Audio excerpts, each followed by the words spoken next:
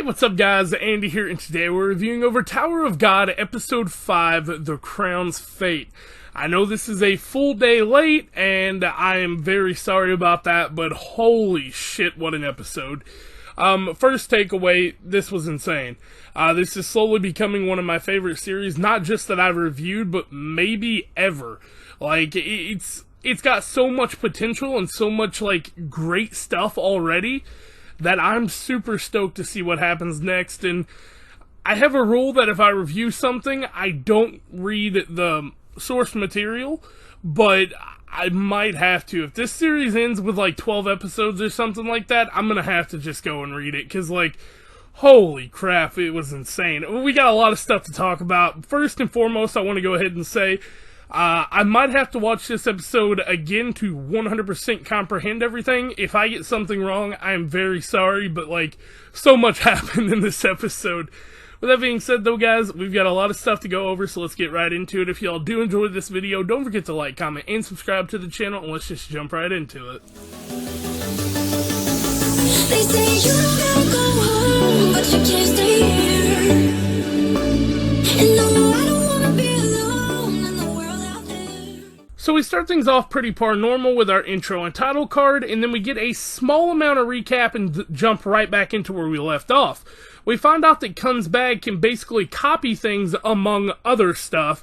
He doesn't go into that, but I'm sure we'll learn soon. Also, this was basically, like I thought, just a distraction for them to get Bam on the throne, because it was their best bet. We then cut into Rack pretty much demolishing everybody who was left in this round. He beat him with just his spear's wind pressure going past them. It was insane. It kind of showed his power level, but then again, the more opponents, you know, the later rounds, the stronger the opponent.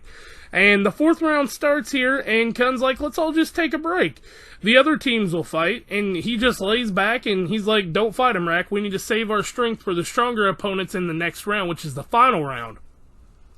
We find out why he's so confident, too, because some of the fourth round competitors were some of the people that he found in the first round that he was trying to make allies with.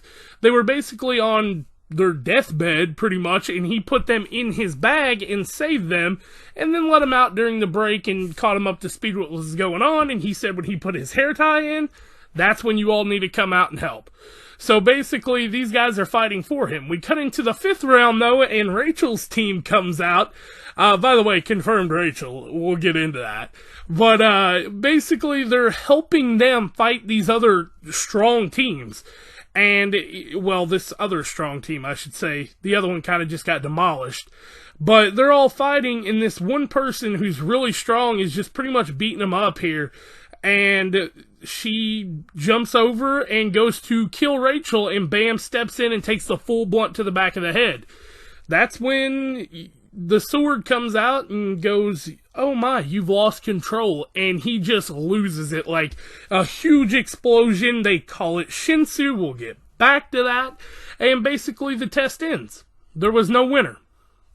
The crown was destroyed.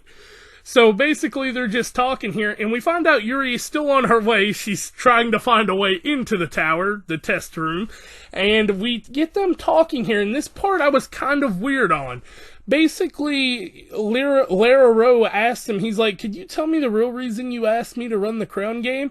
And he's like, it's simple, Quanto messed up. So basically he's just trying to beat around the bush here, and it says that the rules state acquaintances cannot take the same test. And Laro's like, have you ever seen someone who hasn't formed a contract with an administrator use Shinsu without any constraints? And he's like, no, but there is potential, like Urek Mazzino in Irregular. We don't know who this is. I took a screenshot of this because I felt like it was going to be important later on, so we'll get back to that, I guess, later on. And he's kind of just beating around the bush here, and basically, he's like, yeah, that would violate the rules of the tower. Our jobs are to dispel anyone who would bring harm to the tower. And as Laro is going off, he goes, I played right into his hands. And he's talking about Bam. He goes, Bam became Shinsu. He didn't just use it. We then cut into his hospital room, well, not really a hospital room, his room where he's knocked out, and Rachel came to visit, and it's confirmed to be Rachel. Now, we've got so much going on right now. The biggest part for me was the conversation between Lara Rowe and the test administrator. Because you could tell they both knew stuff that the other one didn't fully know, but was trying to get to. You know what I mean? So, like, I'm really weird about that, because they were, like, talking about the test and how it's wrong if someone can use Shinsu, or... especially because, bam, he went full Shinsu. Like, I don't know what Shinsu is, but it's confirmed he went full Shinsu here. He became Shinsu. So, I don't know where that's going. I'm super stoked, though. If y'all couldn't tell, I'm really excited. I'm sorry it's a day late, but hopefully this gets out to some people, because, oh my god, it was insane.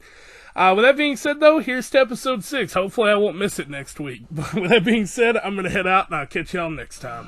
Peace out. This is our identity.